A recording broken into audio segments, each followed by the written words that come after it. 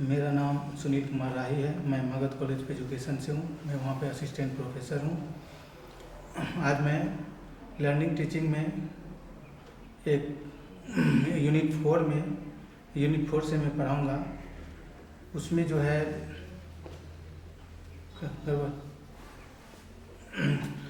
जो है शिक्षण की अवस्थाएँ हैं। शिक्षण की जो अवस्थाएँ हैं, पढ़ाने का जो तरीका है वो उसके 3 तरीके होते हैं। वो 3 तरीके से हम पढ़ाते हैं। जैसे कि कोई भी क्लासरूम में जब टीचर जाते हैं तो वो उसकी 3 अवस्थाएं होते हैं। जैसे पहला अवस्था जो है वो प्रीएक्टिव फेज होता है शिक्षण से पूर्व की अवस्था। तो शिक्षण से पूर्व की अवस्था जो होती है उसमें शिक्षक जो है जब क्लासरूम में जाते हैं तो उससे पहले जो तैयारी करते हैं, क्लासरूम में जाने से पहले जो तैयारी करते हैं वो सारा प्रक्रिया वो करते हैं इस अवस्था में।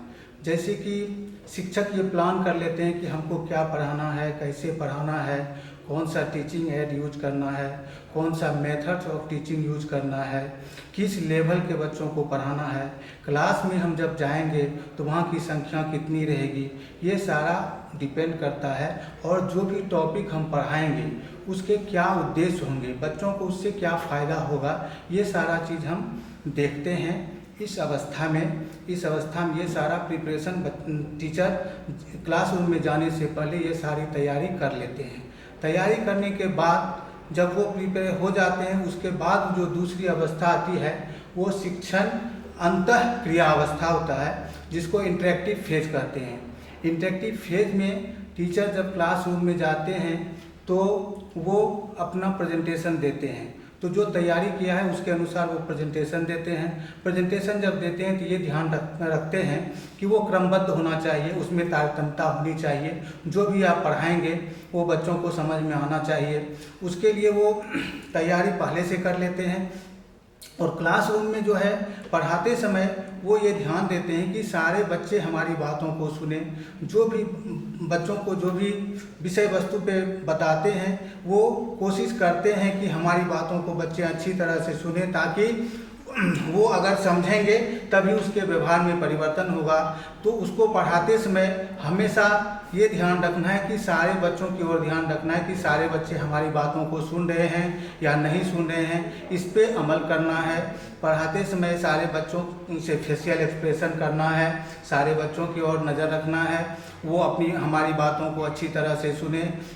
और बीच बीच में जो भी हम पढ़ाते हैं उससे हम बच्चों से क्वेश्चन आंसर भी करते रहते हैं कि ताकि बच्चा हमारी इस बातों को समझा या नहीं समझा, इसकी भी सूचना, इसकी भी जानकारी हम बच्चों से लेते रहते हैं, ताकि बच्चा समझा, अगर समझा तो ठीक है, अगर नहीं समझा तो उसको हम अच्छी तरह से समझाने का प्रयास करते हैं। ताकि हम ये देखते हैं कि बच्चे जो समझ रहे हैं वो कहाँ तक समझ रहे हैं, अगर नहीं समझ रहे हैं तो उसको हम समझाने का प्रयास करते हैं, ताकि हमारा जो उद्देश्य है वो पूरा हो, वो बच्चों को अच्छी तरह से समझ में आ जाए। हमारी उद्देश्य अगर पूरा हो जाता है तो बच्चों के व्यवहार में परिवर्तन होगा। तो बच्चों के व्यवहार में परिवर्तन होगा तो नेचुरली है कि उसके व्यवहार में परिवर्तन हुआ तो हमारा जो है पढ़ाने का उद्देश्य पूरा हुआ, ये हम देखते हैं। उसके बाद जो हमारा फेज आता है पोस्ट एक्टिव फेज आता है, जो उत्तर क्रिया अवस्था आता है। उत्तर क्रिया अवस्था जो है, इस अवस्था में हम देखते हैं कि बच्चों का हम मूल्यांकन करते हैं।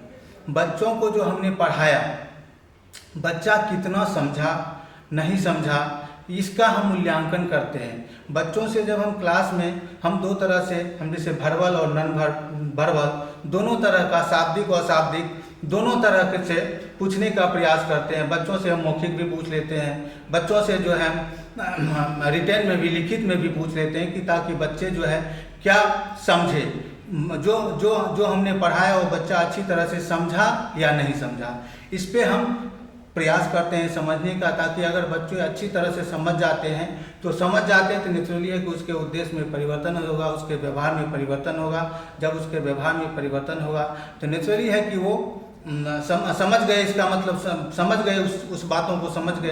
तो ये मैं जानने का प्रयास करता हूँ। और उसमें जो है बहुत तरह से हम पूछते हैं। जैसे हम मूल्यांकन करते हैं बच्चों का हम मूल्यांकन करते हैं। बच्चे का जब हम मूल्यांकन करते हैं तो बच्चे उसमें जो है जैसे ऑरल क्वेश्चन पूछ लेते हैं, मौखिक उससे क्वेश्चन पूछ लेते हैं, या नहीं तो हम रिटेन में कुछ दे देते हैं, ये है ना।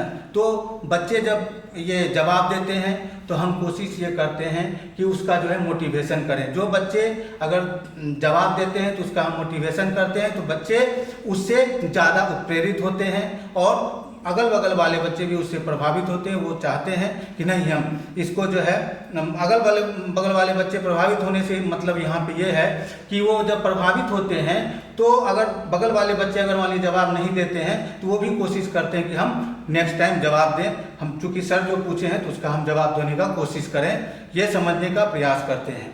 तो ये इस तरह की व्यवस्था क्लासरूम में होती है। हमारी जो शिक्षण की अवस्था जो है ये 3 तरह से जो है जो मैंने पढ़ाया, pre active phase, interactive phase, post active. Pre active phase जो होता है जिसको हम बोलते हैं शिक्षण के पहले की अवस्था, और इंटरएक्टिव फेज जो होता है शिक्षण की अंतःक्रिया अवस्था होती है, और पोस्ट एक्टिव फेज जो होता है वो शिक्षण की उत्तर क्रिया अवस्था होती है। धन्यवाद।